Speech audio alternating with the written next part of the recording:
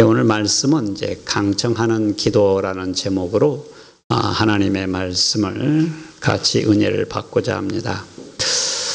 제가 여러 번 말씀드렸습니다만은 그 선교지, 특별히 이제 아프리카에 있는 그 성도들의 특징 중에 하나가 이 찬양이 아주 힘이 있고 그들의 기도가 조용조용하게 기도하지 않는다는 것입니다.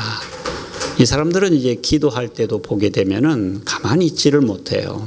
그래서 이제 신학교에서도 학생들 기도하는 걸 보면 말씀을 듣고 기도 시간이 되면 이 복도와 뒤에 나와서 기도할 때 걸어다니면서 기도하기도 하고 뛰면서 기도하기도 하고 또 물론 이제 그 중에 어떤 사람은 이 앞에 나와 무릎을 꿇고 기도하기도 합니다.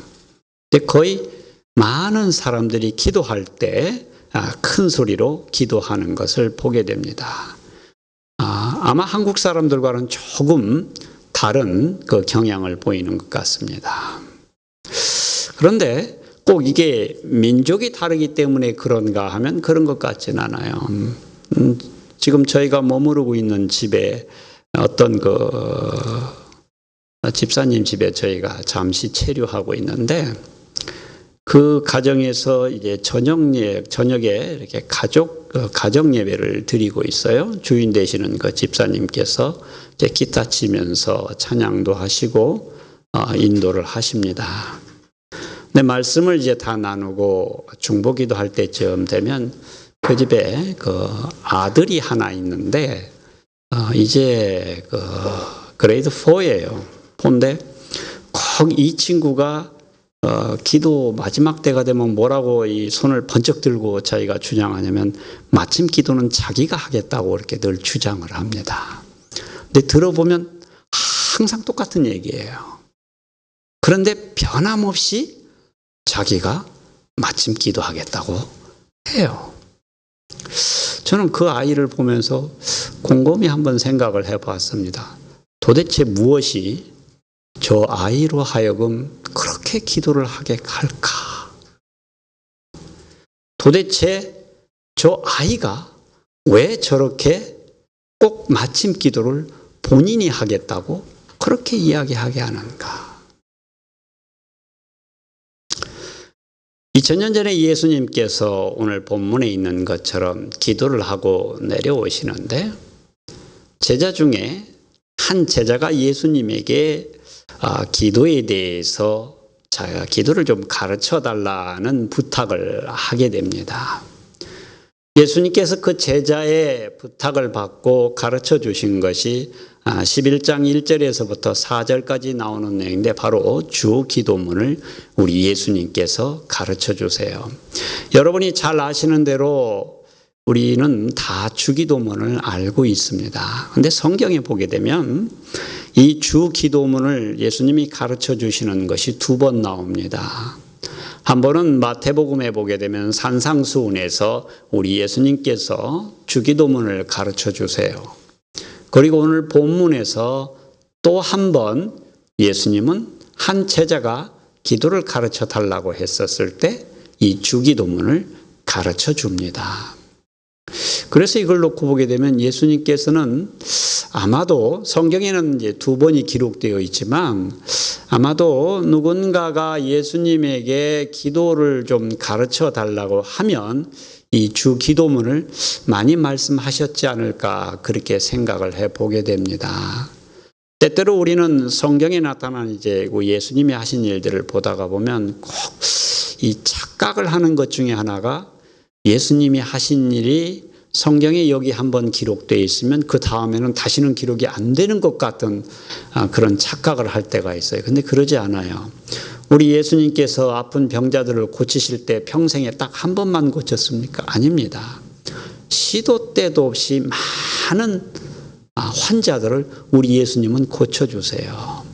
그렇듯이 기도도 우리 예수님이 하시는 기도를 보게 되면 우리 예수님은 어쨌든 시간을 내서 밤중에 기도하시든지 새벽에 기도를 참 많이 하십니다. 그렇게 하셨듯이 사실 기도에 대해서 누군가가 물으면 우리 주님께서도 이 기도를, 이 주기도문을 가르쳐 주셨다는 걸 알 수 있어요. 근데 여러분이 이제 그 주기도문의 내용을 살펴보시게 되면 아주 기도의 가장 모범적인 기도라고 할 수가 있습니다. 그래서 혹시 여러분들이 기도하실 때 내가 어떻게 기도해야 될지를 잘 모르겠다고 하시는 분은 여러분 주기도문을 가지고 묵상을 해 보시면 아하, 이런 식으로 기도하면 좋겠다고 하는 것을 배우실 수 있을 겁니다. 근데 오늘 본문에서 우리 예수님께서 주기도문을 제자에게 가르쳐 주시고 이제 5절부터 13절까지 기도에 대해서 또 다른 것을 말씀하세요. 그 내용이 무엇이냐 하면은 기도를 어떻게 해야 되는가를 말씀하십니다. 너희가 기도하기를 원하면 주기도문으로 기도를 하는데 그 기도를 어떻게 할 것인가? 다시 말해서 기도하는 자세에 대해서 예수님께서 말씀을 하시고 있습니다. 저도 신앙의 예수님을 영접하고 나서 이 초창기에 제가 학생 때였을 때 이 마음에 기도를 하고 싶은데 기도를 어떻게 해야 될지를 몰랐어요. 몰라서 제가 선배님한테 한번 물었습니다. 선배님, 이게 기도를 어떻게 하는 것입니까? 제가 물었더니 한 분은 아주 이렇게 대답을 해주세요. 형제님이 하고 싶은 말 다 하고 맨 마지막에 예수 그리스도의 이름으로 기도했습니다. 그렇게만 하면 된대요. 들어보니까 참 쉬워요. 기도는 내가 하고 싶은 말 다 하고 맨 마지막에 예수 그리스도의 이름으로 기도했습니다. 아멘 하면 쉽지 않습니까? 그래서 제가 그분한테 기도를 그렇게 배웠어요. 또 한 분에게 여쭤봤습니다. 모를 때는 다른 분들한테 여러 명한테 묻는 것이 좋지 않습니까? 물어봤어요. 그분은 이렇게 말씀하세요. 기도는 하나님이 우리의 필요를 다 아시기 때문에 길게 기도할 거 없다고. 짤막하게 형제님이 요구하는 것만 기도하면 된다고. 이 귀가 솔깃하지 않습니까? 길게 하지도 않고 쉽게 기도할 수 있다고 그러니까. 그래서 그분한테 그 말을 듣고 제가 처음에 기도 생활을 하는데 기도를 해서 제 나름대로 한참 했다고 생각을 하고 눈을 딱 뜨고 보면 1분. 또 기도를 하면 1분 30초.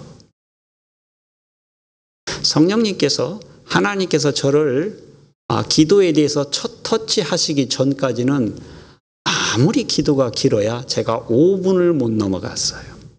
5분이면 내가 하고 싶은 얘기 하나님께 다 하고 다 끝났습니다. 전 처음에 그렇게 기도를 배웠고 기도는 그렇게 하는 것인 줄 알았어요.